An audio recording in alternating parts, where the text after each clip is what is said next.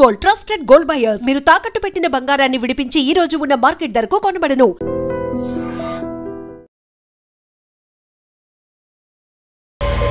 Sir ఇప్పుడు వచ్చిన SI constable నుంచి ఎస్ఐగా ప్రమోట్ అయ్యాడు సార్. సార్ మనం ఏం చేసినా చూస్తూ ఊరుకోవడానికి అతను మామూలుడు కాదు సార్.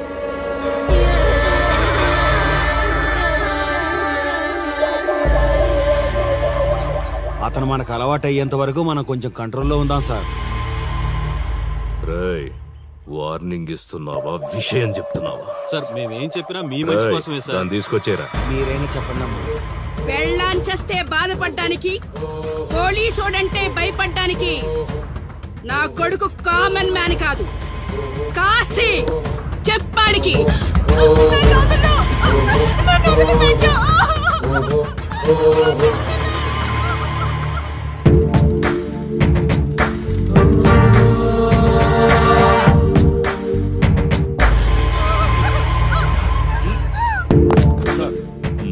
మీరున్నారంటే ఇక్కడ ఎంక్వైరీ చేయడానికి వచ్చాం సార్. కాశీ అంటే ఎవడెక్కడ? నా కొడుకు ఊళ్ళో లేడు. వస్తే కౌరెడతా, అప్పుడు రా. కనిపిస్తే అరెస్ట్ చేసి నీకు కబురెడతా, అప్పుడు నువ్వే రావాలి. నీ పెంపకం కరెక్ట్ కాదు. పదండి.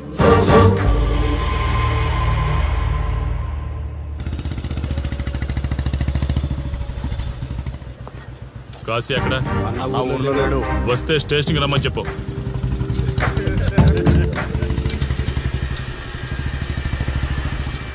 కాశీ ఉన్నాడా? ఇక్కడ లేడు. ఏమిటి సార్ ఆలోచిస్తున్నారు? ఆ కాశీ గురించేనా? మీరు ఈ ఊరికి కొత్త సార్. మీ కొత్తగా ఉంటుంది, వింతగా ఉంటుంది. మాకంతా అలవాటైపోయింది సార్. సార్ ఇతనిపై 120 కేసులు పైగా ఉన్నాయి సార్. అవి ఈ కాగితాలకే పరిమితమైనాయి సార్. ఈ పార్వతీపురం మండలంలో ఏ రాజకీయ నాయకుడు గెలవాలన్నా ఇతని మద్దతు తప్పనిసరి సార్. ఇతను 10 సార్లు గంజాయి స్మగ్లింగ్ చేస్తూ దొరికాడు సార్. పైగా 20 సార్లు దొంగ నోట్లు ముద్రిస్తూ పట్టుబడ్డాడు సార్. అంతెందుకు, మీరు అరెస్ట్ వారెంట్ పట్టుకుని తిరుగుతున్నారే, ఇలా చాలా మంది తిరిగారు సార్. కుదిరితే కొన్నాడు, కుదరకపోతే కొట్టాడు. మనకు కుటుంబాలు ఉన్నాయి సార్. నీ పేరుంటేనే వణుకు పుట్టాలన్నా.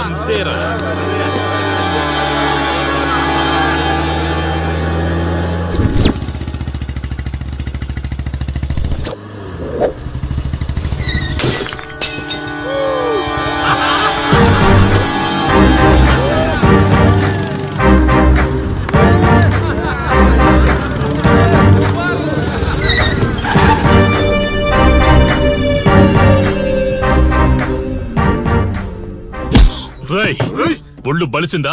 రోడ్డు మీద తాగుతున్నావు?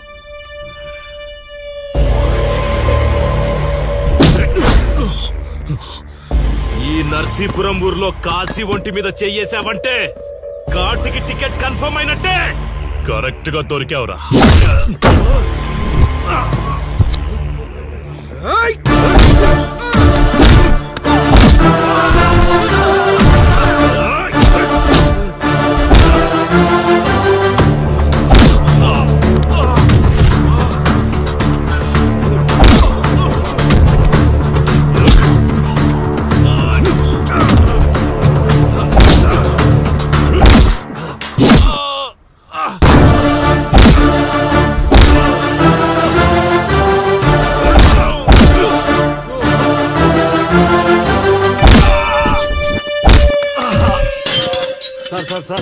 మీరు చాలా రిస్క్ చేస్తున్నారు సార్. నేను డ్యూటీ చేస్తున్నాను. 3 రోజులు గవర్నమెంట్ హాలిడేస్. నేను వైజాగ్ వెళ్తున్నాను. కాశీ అంటే భయపడే వాళ్ళని ఇంటికెళ్ళి భజన చేసుకోమని చెప్పండి. తిరిగి వచ్చాక వాడిని కోర్టులో ప్రొడ్యూస్ చేస్తాను. వాడిని వదిలే ప్రసక్తే లేదు. నమస్తే సార్. ఎక్కడ మీ ఎస్ఐ? వద్దా? ఎందుకు వద్దన్నావు కాశీ? చెత్త నా కొడక, ఊర్లో కాశీని విధవం చేసి వదిలేద్దామనుకుంటున్నావా? కాశీ పేరు వింటేనే ఊళ్ళో ఉచ్చ పోసుకునేవాళ్ళు, కానీ ఇప్పుడు కాశీ ఫోటో కనిపిస్తే ఉచ్చ పోసేలా చేశాడు. ప్రాబ్లం నాది, పోయిన పరువు నాది. నేను చూసుకుంటాను పో.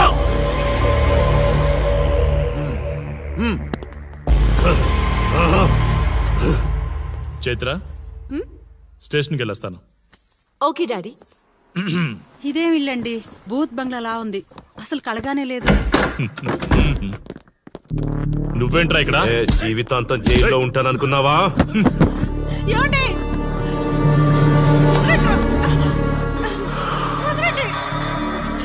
నీ ఇంట్లో అసలు అందమే లేదురా.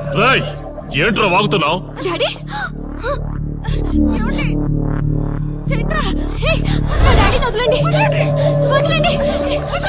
ఒక్క నిమిషం ముందు అబద్ధం చెప్పాన్రా. అందమంతా నీ ఇంట్లోనే ఉంది. ఎవరికి ఎంత కసుందో తీర్చుకొని వచ్చేయండి.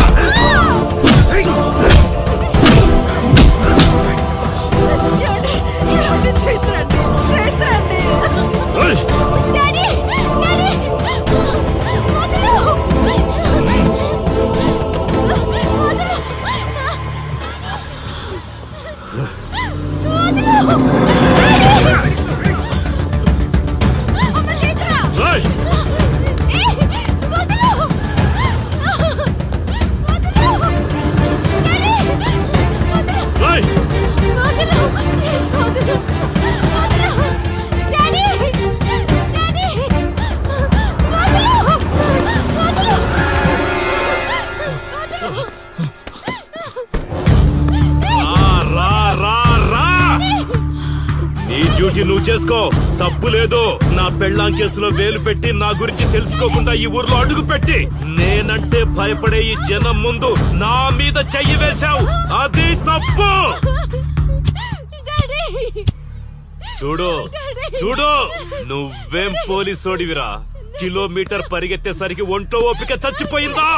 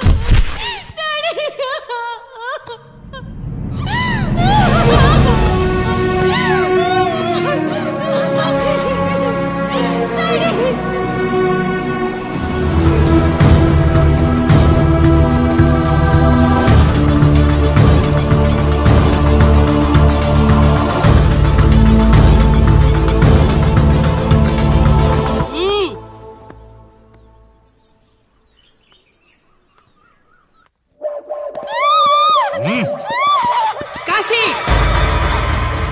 నొప్పి ఒక్కరోజు తెలిస్తే చాలదు. నువ్వు 3 రోజులు జైల్లో ఉన్నావు. అది జీవితాంతం మన ఇంట్లో బందీగా ఉండాలి.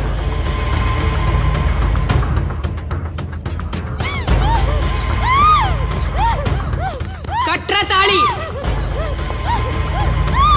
ఎక్కడికి పోతావే?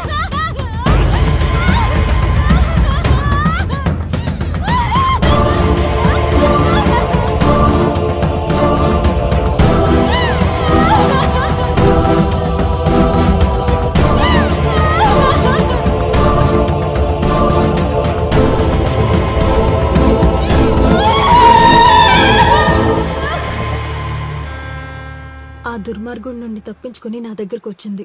ఆ తర్వాత నీకు తెలిసింది.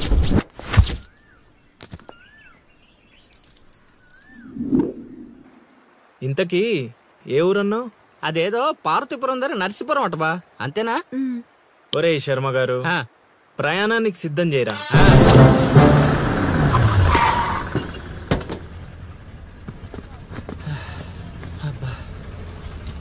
బా, ఊరు చాలా పెద్దదిలా ఉంది. ఎక్కడైనా ఎతుకుతావు? రే శర్మ గారు, నడవడానికి కాళ్ళు, తిరగడానికి ఓపిక 2 ఉన్నాయి కదా. ఐసులే పోనే. పోసేసుకుంటున్నాడు.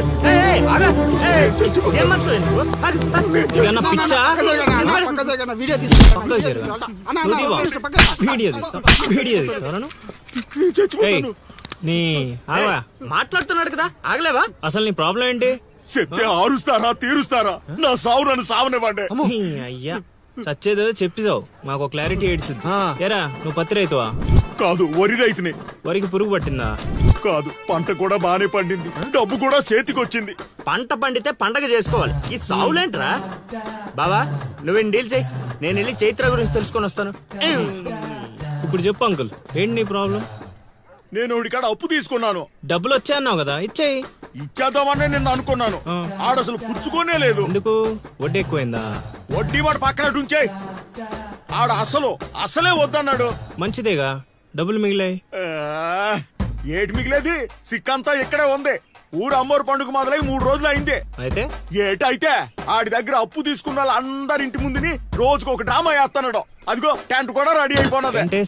అది నీకు టెంట్ లాగా ఉందా, నాకు పాళ్ళలాగా ఉంది. అర్థం కాలేదా? రా చూద్దుగానే. అదిగో చూడు, ఇదిగో ఇది పరిస్థితి. నేను నీ ఇంటి ముందు వేసినారు, ఇవాళ నా ఇంటి ముందు వేస్తున్నారు. ఏవే ఆ కిరసనాయిల్ డబ్బా అటుకురా. ఎవడరా బాబు, జనాలు సావక ముందనే సమాధులు ఎక్కిస్తున్నాడు. ఎందరెందరో మహానుభావులను పొట్టన పెట్టుకున్నావు శ్మశానమా, నీకు ఇసుమంతైనను జాలి లేదా? ఎన్నో ఏళ్ళు గతించిపోయినవి కానీ ఈ శ్మశాన స్థలిన్ కన్నులు మొచ్చిన మందభాగ్యుడు ఒక్కడైనను లేచిరాడు. ఎన్నాళ్ళ ఆహా హార్మోనియం పద్యం రక్తి కట్టే సమయంలో దగ్గి డిస్టర్బ్ చేసావు కదరా ఎద్దవ్వా. వంకెతకలేనమ్మా, డొంకెట్టుకు ఎలాడిందట. పద్యం మర్చిపోయినని ఒప్పుకోవచ్చు కదా. సాంఘిక నాటకాల హీరోయిన్. ఇంత గొప్ప హరిశ్చంద్ర నాటకములో నా పక్క చంద్రమతి వేషమంటే మాటలా? నాకే కౌంటరా? పద్మశ్రీ అయ్యగారు తాళాల దగ్గర ఇచ్చమంటారా? టైం కాదురా, నే చెప్తాగా. ముందా మంచినీళ్లు గొంతు శృతి చేసుకోవాలి. గురుగారు, యాదవ సేతురం కాకపోతే రిహార్సల్స్ కూడా ఈ గెటప్లేంటండి? ఒరే హార్మోనిస్టు, వేషం పడకపోతే పద్యానికి గొంతు పెగలదురా. మొదలెట్టండి.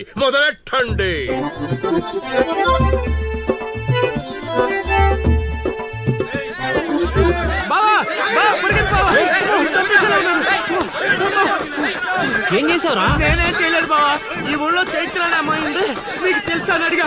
అంతే, చైత్ర అంటే చిత్ర అని వినిపించిందట. దాని పిల్లవట బావా. అరే శర్మగా, నీ ఎంత పని చేశారా? చైత్రాన్ని చిత్ర అనుకుంటేనే 10 కిలోమీటర్లు పరిగెత్తించారు బావా. ఇంకా నయం, డైరెక్ట్ గా వెళ్ళా కాశీగాడిని అడగలేదు. కూర్చోబడిపోతుంది బావా. చైత్రాన్ని వెతికి రూట్ ఇది కాదురా. మరేంటో తమరే చెప్పండి బాబు.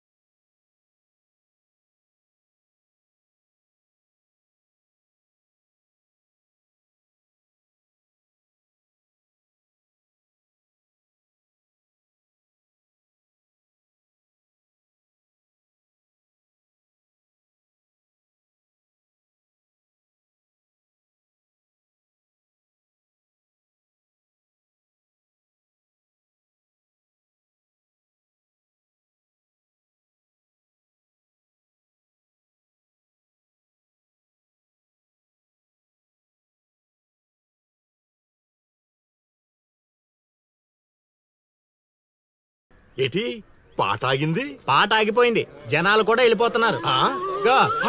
అలా కొయ్యిలా నిలబడపోతే 10 రూపాయలు ధర్మం చేయొచ్చు కదా. హతవిధి కళాకారుడు యాచించుటయా?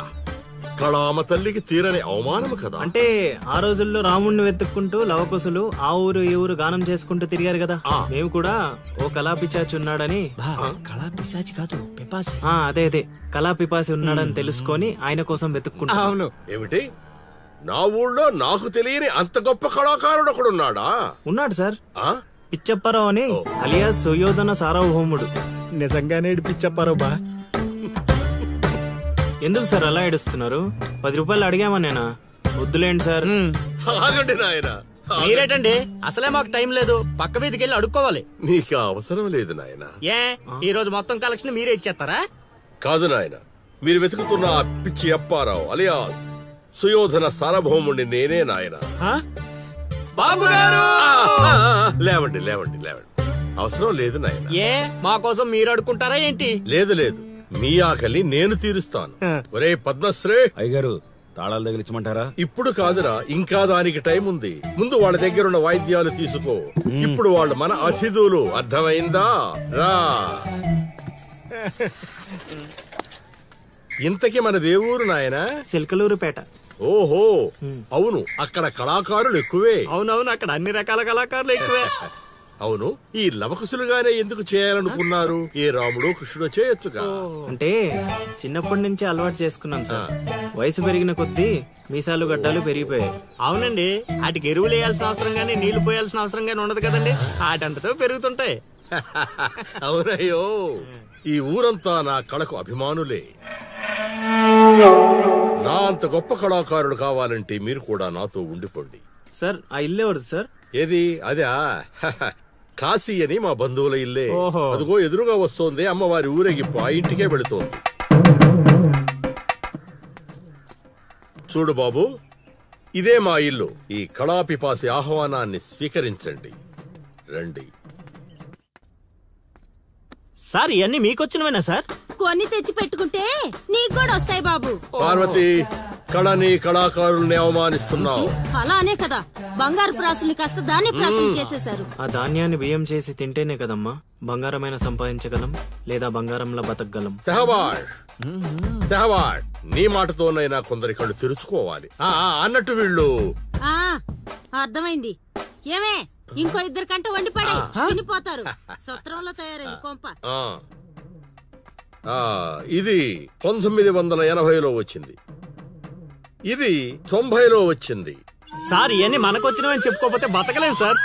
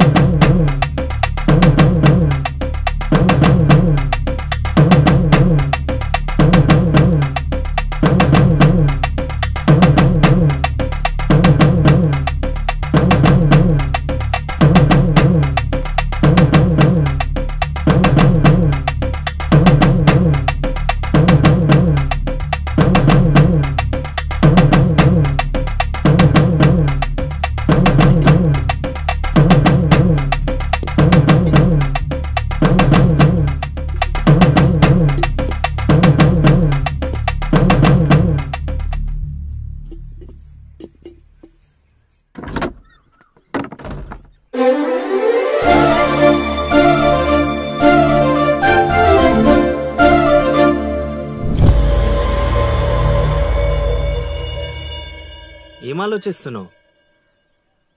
వెళ్ళిపోదాం పద ఇక్కడి నుంచి. ఎక్కడికి? మన ఊరికి. నాకే ఊరు లేదు. మా అమ్మ నాన్న చనిపోయి చాలా కాలమైంది. నేను ఒంటరి. అయినా నన్ను రమ్మడానికి నువ్వెవరు? అదేంటి అలా మాట్లాడుతున్నావు? నీకేమన్నా పిచ్చా? పద వెళ్దాం. ఒక్కసారి చెప్తే అర్థం కాదా? అయినా నీకు నాకు ఏంటి సంబంధం? ఏంటి సంబంధమా? ఒంటరి అన్నావు కదా, అదే ఒంటరిగా ఉన్నప్పుడు నీ మనసును అడుగు. నేను నిన్నెంత ప్రేమిస్తున్నానో నువ్వు నన్ను అంతే ప్రేమిస్తున్నావు అని అదే చెప్తుంది. నేను నీకు చెప్పానా? అయినా నువ్వే గాలికి తిరుగుతావు. ఎప్పుడు ఎలా ఉంటావో నీకే తెలీదు. అటువంటిది నిన్ను నమ్మి ఎలా రమ్మంటావు? అయినా వాడు నన్ను కొట్టుకుంటూ తీసుకొచ్చాడు. ఆ రోజు నువ్వు చూస్తూ ఉండిపోయావు. నిన్నేమనాలి? అదా నీ ప్రాబ్లం? ఈ మాత్రం కన్ఫర్మేషన్ చాలు నేను ఫిక్స్ అవడానికి. అయినా నేను ప్రేమించిన అమ్మాయికి పెళ్ళై ఉండాలని మా గురుగారు ఎప్పుడో చెప్పారు. ఆనందం వస్తే స్టెప్ లేకుండా ఏడ్చు కూర్చుంటారా? ఇప్పుడు చెప్తున్నా విను. తెలియకుండా తీసుకెళ్లిపోవడం, చెప్పకుండా లేపుకెళ్ళిపోవడం కష్టం కాదు, నాకిష్టం లేదు. తీసుకెళ్ళను లేపుకెళ్ళను అన్నానని నువ్వు దేనికి ఫిక్స్ అవ్వకు. ఎందుకంటే నా మాటకి నేనే ఫిక్స్ అవను. 24/7 ఎప్పుడైనా వస్తా. కొంచెం రెడీగా ఉండే.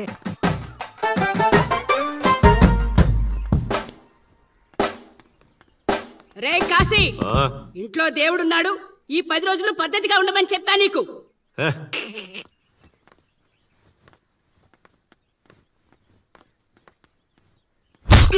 రై రై రై